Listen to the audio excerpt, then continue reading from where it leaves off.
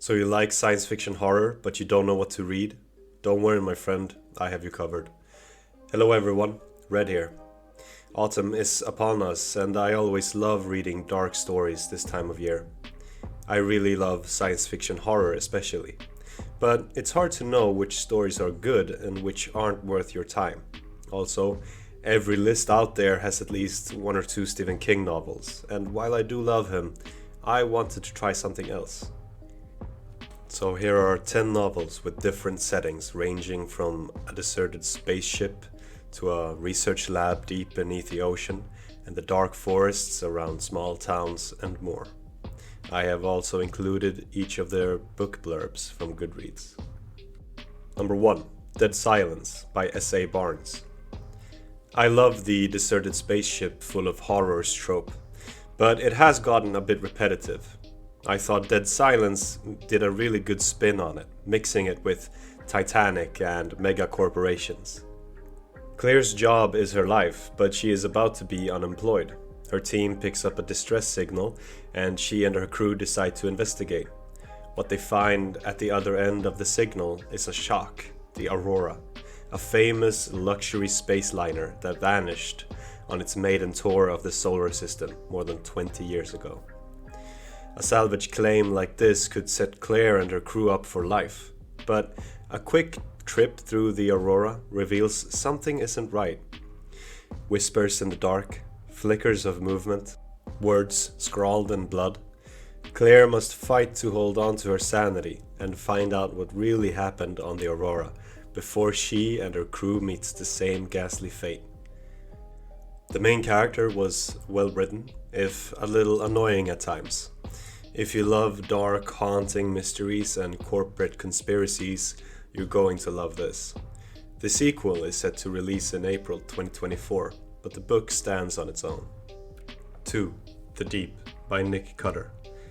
A mix between The Abyss and The Shining, The Deep is a great psychological horror novel about scientists down in the Marianas Trench researching a cure for a virus that is basically inducing amnesia on humanity.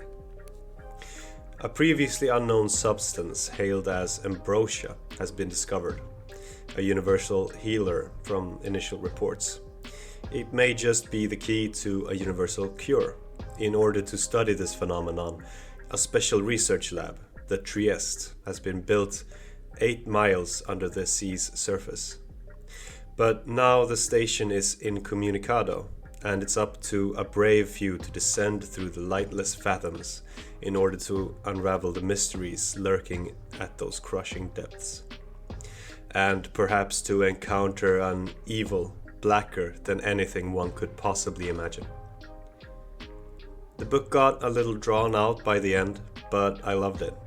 The author also wrote The Troop, which became very popular and is a good read as well. 3. First Evidence by Ken Goddard. I loved this book. I love the something lurking in the dark woods trope, and this really scratched that itch. Also aliens. I can't get enough of aliens. It's kind of like a long episode of The X-Files. I think this is technically a thriller, but there are some sequences in here that are really intense. A down-to-earth forensics expert has just discovered a crime scene that is out of this world. In criminal forensics, they train you to uncover evidence, no matter how brutal or bizarre the murder. But what if one night you make contact with a crime scene so terrifying, no one on Earth can explain it? It begins at a chaotic crime scene in the deep woods of the Pacific Northwest, site of a reported shootout. Investigator Colin Sellers cannot find a trace of perpetrator or victim, or even confirm that anyone has been killed. As he doggedly pursues the case, he realizes there is far more at stake here than murder. Someone or something will stop at nothing to prevent him from discovering the truth. For the truth is not out there.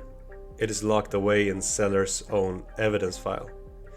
The evidence points to a killer far outside Sellers' experience, far outside any earthly experience. But who will believe one maverick cop? 4. The Strain by Guillermo del Toro and Chuck Hogan. The Strain is a modern take on the vampire trope. Think Bram Stoker's meets DayZ. I usually don't like vampires too much, but this one really has great characters and an engaging mystery. A Boeing 777 arrives at JFK and is on its way across the tarmac when it suddenly stops dead. All window shades are pulled down, all lights are out, all communication channels have gone quiet. Crews on the ground are lost for answers, but an alert goes out to the CDC. Dr. Ephraim F. Goodweather, head of their Canary Project, a rapid response team that investigates biological threats, gets the call and boards the plane. What he finds makes his blood run cold. A great series that's been made into a television series as well. I haven't seen the show, but the books are great, especially the first two. 5. The Color of the Black and the Horror at Oakdean by Brian Lumley. I think I've read almost every story H.P. Lovecraft ever wrote several times by now. Searching for something similar, I tried several authors, but I always found that they failed in the cosmic horror and the gothic horror vein I wanted. That was until I found Brian Lumley. The man writes like he's Lovecraft reborn. He has written several novel collections, and these are two of my favorites. Like a lot of Lovecraft's work, these are shorter stories, so no book blurb, but trust me on this. If you love Lovecraft, you will love Brian Lumley. 6. By the Light of Dead Stars by Andrew Van Wey. Staying in that Lovecraftian vein, but mixing it with some Stranger Things, this novel has a slow burn start, but once it gets going, it sinks its teeth into you and doesn't let you go. Out of all the books on this list, I think it has the best characters. The relationship between Mark and his niece Zelda is so heartwarming that it could have been a book by its own right. A scene between them nearly brought me to tears. It also has that small group of kids uncovering something dark and evil vibe. In The Lost Coast, some things should never be found. When tragedy shatters 13-year-old Zelda Ruiz's adolescence, she retreats with her uncle Mark to the bucolic town of Greywood Bay. It's a chance to heal, a chance to build a new life together. But nothing can prepare them for the malignant terror long coveting these lands. It looms over redwood groves and lurks among the foundation of homes. It festers in the dark hearts of the wounded. And now, this cosmic horror has found a new weapon, a means to worm its way into our world. To save their community and each other, Zelda and Mark will need to confront their darkest demons, both inside and out. For what stalks Greywood Bay's hungers for suffering above all else, and soon it will feast by the light of dead stars. 7. Imaginary Friend by Stephen Chbosky. Another novel with that Stranger Things vibe, but this one goes hard into that Stephen King style of writing. It also has amazing characters, especially Christopher and his mom Kate. It's also a slow burn. I think the first 2 hours of the audiobook were basically only about them and how they turned their life around. But that makes you care about the characters, something not a lot of books manage. And when bad things start to happen, you really worry about the people involved. Christopher is 7 years old. Christopher is the new kid in town, and Christopher has an imaginary friend. We can swallow our fears, or let our fears swallow us.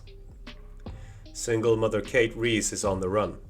Determined to improve life for her and her son, Christopher, she flees an abusive relationship in the middle of the night with her child.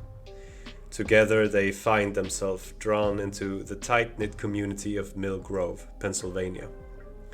It's as far off the beaten track as they can get, just one highway in, one highway out.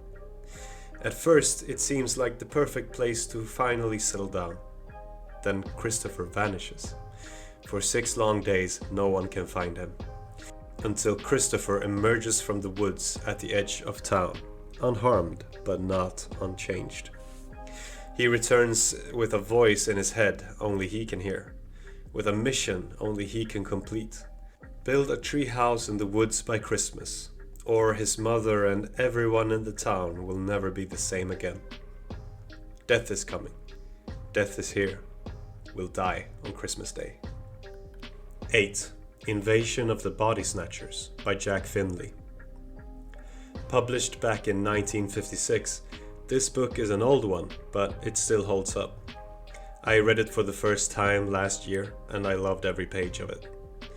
Most people either saw the movie that came out in 1978, or have parents who saw it. I have the latter, and my aunt always told me how it made her so incredibly paranoid. I think this is a book that will have the same result on a modern audience as it did back then. On a quiet fall evening in the small, peaceful town of Mill Valley, California, Dr. Miles Bennell discovers an insidious, horrifying plot. Silently, subtly, almost imperceptibly, alien life forms were taking over the bodies and the minds of his neighbors, his friends, his family, the woman he loved, the world as he knew it. 9. Aliens Phalanx by Scott Siegler. This is a weird one, but trust me, if you love the Alien franchise, this is the book you need to read. Scott breathes the fear of the aliens back into you with his amazing writing and engaging plot. A phalanx is the term for those rectangular military formations used by the ancient Greek and the Romans. How in the world does that mix with the Alien franchise, you ask? Just give it a try and you'll find out. It's medieval carnage meets Alien, as a pre-industrial society fights against extinction brought about by a massive infestation of xenomorphs. Atagina was an isolated world of medieval castles, varied cultures and conquests, vibrant until the demons rose and spread relentless destruction.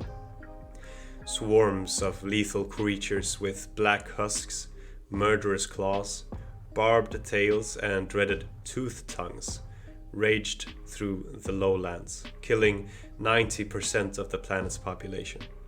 Terrified survivors fled to hidden mountain keeps, where they eke out a meager existence. When a trio of young warriors discover a new weapon, they see a chance to end this curse. To save humanity, the trio must unite their society and fight back against the demon hordes. 10. Hyperion by Dan Simmons. While this book doesn't really fall into the horror genre, I think the Shrike is one of the most terrifying creatures in fiction. Hyperion truly is a masterpiece of a book, and I think you should read it on that basis alone. But if you need a carrot, then the Shrike is perfect. It's that thing that you hate to see, but can't look away from. The character writing in this book is bar none on this list, and the mysteries surrounding every aspect of the universe draw you in with that need to unravel the truth. On the world called Hyperion, beyond the law of the hegemony of man, there waits the creature called the Shrike. There are those who worship it, there are those who fear it, and there are those who have vowed to destroy it. In the valley of the time tombs, where huge, brooding structures move backwards through time, the Shrike waits for them all. On the eve of Armageddon, with the entire galaxy at war, 7 pilgrims set forth on a final voyage to Hyperion, seeking the answers to the unsolved riddles of their lives. Each of them carries a desperate hope and a terrible secret. And one of them may hold the fate of humanity in their hands. And there you have it, my 10 sci-fi horror books for you to read. All of them can be found on Audible too, in case you prefer audiobooks like me. Well, that's it for this time. I'm closing the shop. This is Red, and I'm signing off. Please like this video and subscribe to my channel for more books and media related content. And check out my other video on why the One Piece live action show succeeded and The Witcher failed. Have a good one, everyone.